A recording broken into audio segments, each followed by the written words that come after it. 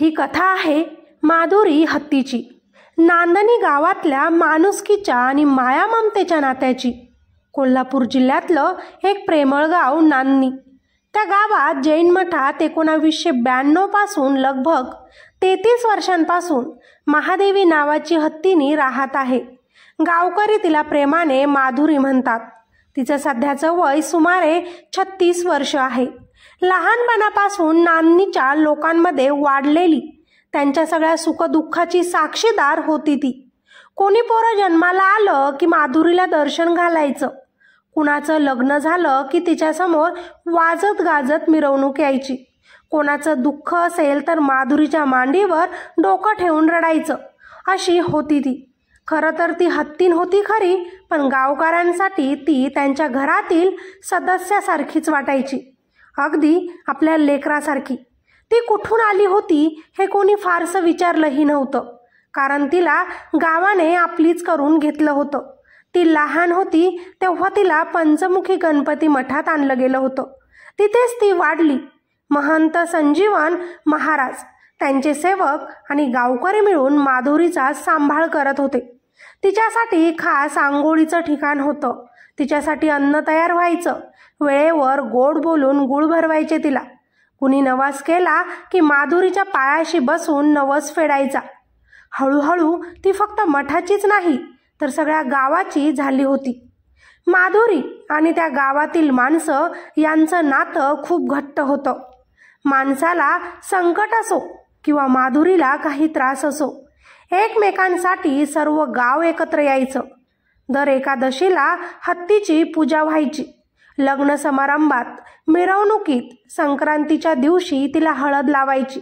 तिच्या पाठीवर गजरे बांधायचे. तिला सजवायचं. गावातील लहान मुलं माधुरी भोवती खेळायची. ती पण त्या मुलांचं डोकं आपल्या सोंडेनं कुरवळायची. डोळे बोलके होते तिचे.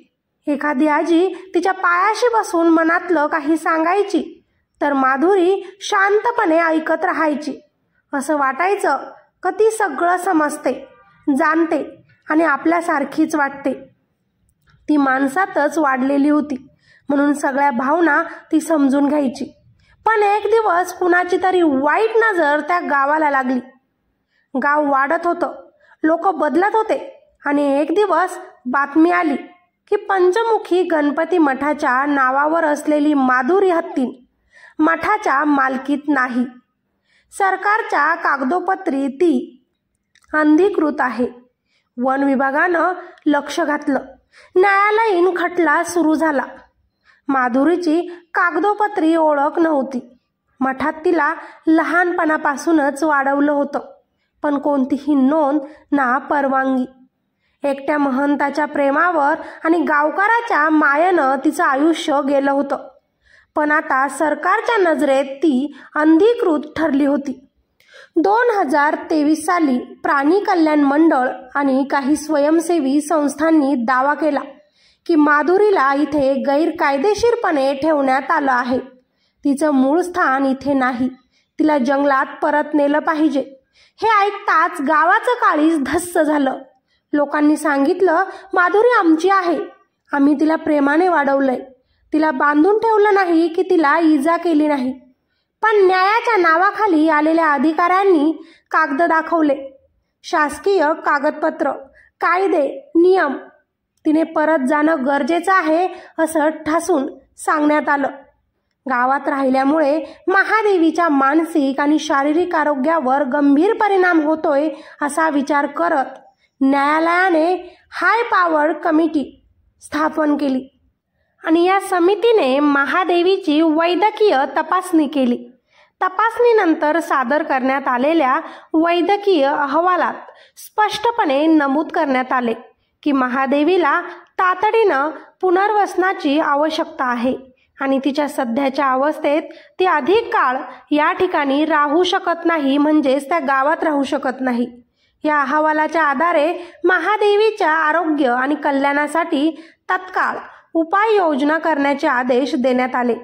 16 जुलै 2025 रोजी मुंबई उच्च न्यायालयाने एक ऐतिहासिक निर्णय दिला. या निर्णयानुसार नांदनी मठामध्ये कैदेत असलेल्या महादेवी हत्ती ही गुजरात येथील Vantara Radhe Krishna temple elephant welfare ट्रस्टमध्ये हलवण्याचा आदेश न्यायालयाने दिला. न्यायालयाने स्पष्ट शब्दात नमूद केले की कोणत्याही प्राण्याच्या हक्कांचे आणि जीवनाच्या दर्जाचे संरक्षण करणे हा धार्मिक वापरापेक्षा अधिक महत्त्वाचा आणि आदरणीय मुद्दा आहे. हा आदेश 2 आठवड्यांच्या आत अंमलात आणण्याचे निर्देश देण्यात आले. या निर्णयाला मठाकडून सर्वोच्च न्यायालयात अपील करण्यात आले. मात्र 29 जुलै 2025 रोजी सर्वोच्च न्यायालयाने ती अपील फेटाळली आणि मुंबई उच्च न्यायालयाचा आदेश कायम ठेवला. पैशांसमोर त्या दिवशी माणूस हरला मित्रांनो. या पार्श्वभूमीवर नांदनी गावातील नागरिकांमध्ये प्रचंड अस्वस्थता आणि भावनिक संताप निर्माण झाला. त्या दिवशी नांदनी गावात काळोख पसरला, कारण त्यांची माधुरी त्यांना सोडून कायमच आता जाणार होती. त्या गावातील ग्रामपंचायतीनेही या विरोधात ठाम भूमिका घेतली. त्यांनी जिओ बॅन आणि जिओ सिम पोर्टिंग आंदोलन सुरू करून आपला निषेध नोंदवला. गावभर पोस्टर लावून घोषणा केल्या, जसे की महादेवी आमच्या जीवाचा भाग आहे, तिला आमच्यापासून दूर नेऊ नका. धर्माचा आधार आहे आमची महादेवी, तिच्याशिवाय मठ आमचा अधुरा आहे, अपूर्ण आहे. भावनिक नात्याचा न्यायालय विचार करत नाही का? पण तरीही कोणीच या भावना जाणून घेतल्या नाही. आणि त्याच रात्री 12:30 वाजता वनतारा टीम, वन विभाग अधिकारी आणि पोलीस त्या मठात तिला घेण्यासाठी दाखल झाले. लोकांनी पुष्पहार, पूजा आणि मोत्याप्रमाणे सजवलेली मिरवणूक मार्गे महादेवीला निरोप द्यायचं ठरवलं होतं. तिला निरोप देताना लोकांच्या डोळ्यात अश्रू होते. तिच्यासोबत राहिलेली सगळी मुलं आता मोठी झाली होती. ती मुलंही तिच्या पाठीवर खेळायची आठवणी घेऊन उभी होती. एक आवाज येत होता, माधुरीला जाऊ देऊ नका. पण कायद्यापुढे कुणाचं काही चाललंच नाही मित्रांनो. ती आली होती 3 माणसांत, महंत संजीवन महाराज, सेवक अनंत आणि शेजारी महादेव यांच्यासोबत. तिचं बालपण मठात गेलं. तिला गुरफटून प्रेम देणारी ती माणसं आज थरथरत होती. अनंतला तर अगदी श्वास घेणंही जड झालं. माझू लेकरू नेत आहेत, मी वाढवलेलं रेकरू, असं म्हणून तो माणूस ढसाढसा रडत होता. माधुरीला बांधलं गेलं. तिच्या डोळ्यात आश्चर्य होतं, हे काय चाललंय? ती दरवाजाकडे बघत होती, सोंड फिरवत होती. तिच्या सोंडेचा तो सौम्य माया भरलेला स्पर्श आज थरकाप उडवत होता. जणू ती विचारत होती, का नेताय मला, कुठे नेताय? तिच्या डोळ्यात सुद्धा या विरहाचे अश्रू येत होते.